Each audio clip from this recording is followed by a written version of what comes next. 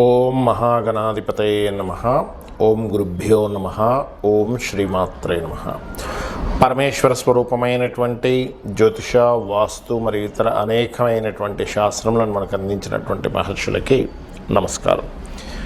హయగ్రీవ హయగ్రీవ హయగ్రీవేతి యో వదేత్ తస్య నిస్సరతే వాణీ జనుకన్యా ప్రవాహవత్.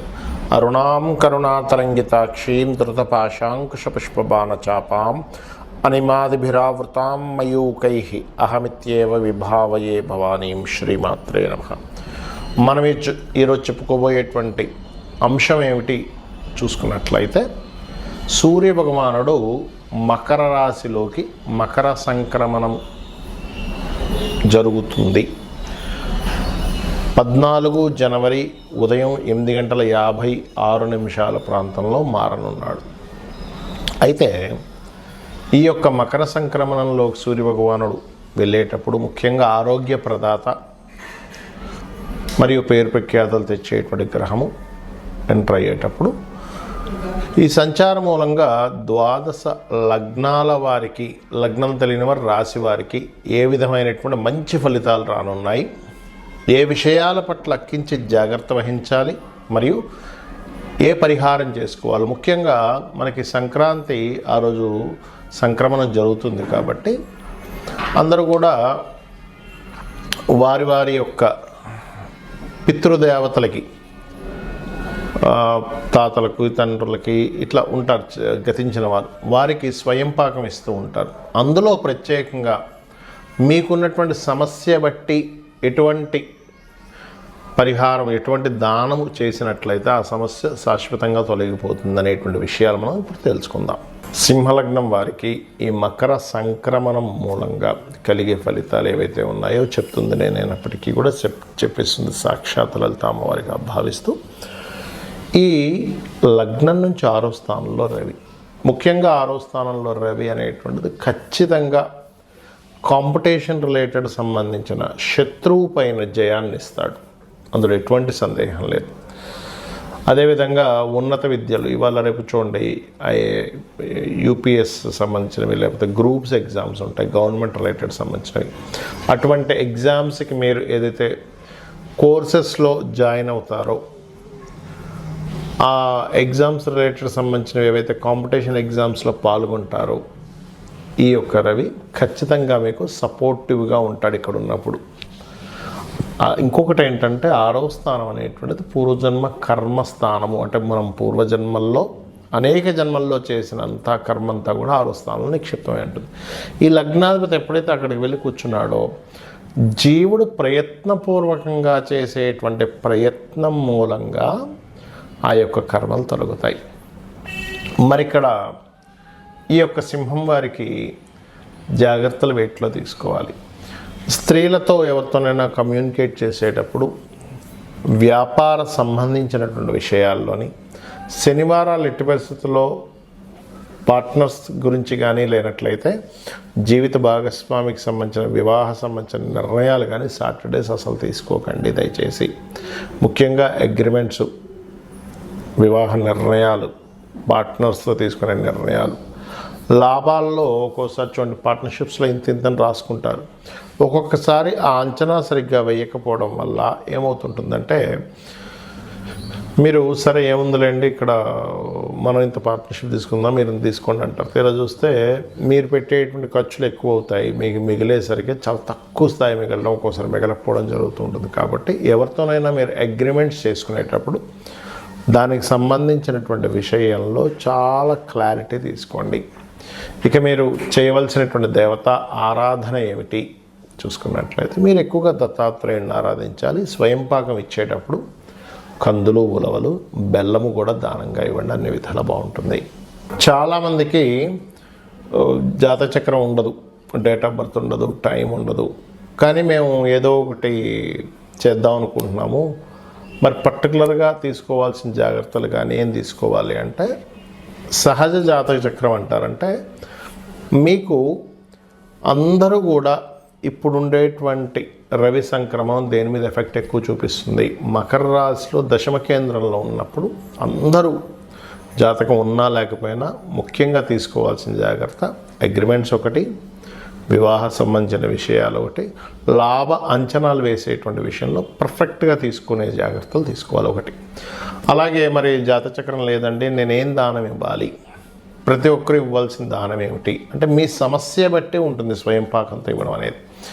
ఇప్పుడు ఉదాహరణకి ఎప్పటి నుంచో ప్రమోషన్ కోసం ఎదురు చూస్తున్నారు కానీ అవ్వటం లేదు, ఎప్పుడు ఏదో ఒక ఆఫీస్లో లేనట్లయితే కొంతమందికి చూడండి ఎంత పర్ఫెక్ట్గా జాబ్ చేస్తున్నా బాస్తో ఇబ్బంది ఉంటుంది. ఎందుకంటే మీ పక్కన ఉండేటువంటి వారు మిస్కమ్యూనికేట్ చేస్తుంటారు బాస్కి. మీరు బాగా వర్క్ చేస్తున్నా కూడా ఏమంటే అతను పెద్దగా వర్క్ చేయట్లేదు, ఆయన తీసేయడం బెస్ట్, అలాగా ఇలాగా. ఎందుకంటే వాళ్ళకేదో సంథింగ్ మీ మీద సమ్ జలస్ ఉంటూ ఉంటుంది.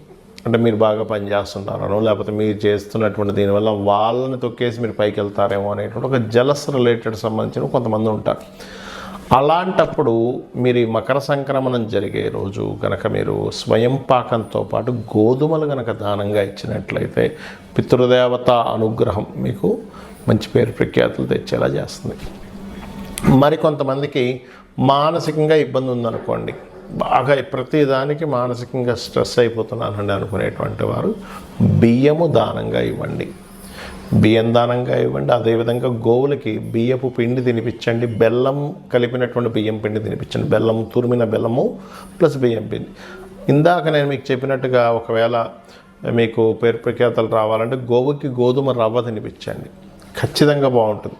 అయితే ఇది ఈ రోజు ఆ రోజు అని కాదు, మకర సంక్రమణం జరిగే రోజు తినిపిస్తే చాలా మంచి ఫలితాలు వస్తాయి.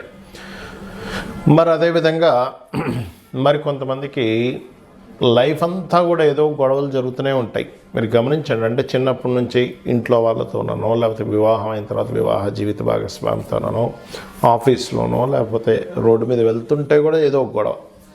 ఎందుకు అలా జరుగుతుంది అంటే వాళ్ళ పర్సనల్ చార్ట్లో మార్స్ పాడైపోయి ఉంటాడు. కుజుడు కనుక పాపగ్రహ సంబంధాలు పడ్డాయనుకోండి, గొడవలకు కారకుడు కదా, లీడర్షిప్కి కారకుడు కదా.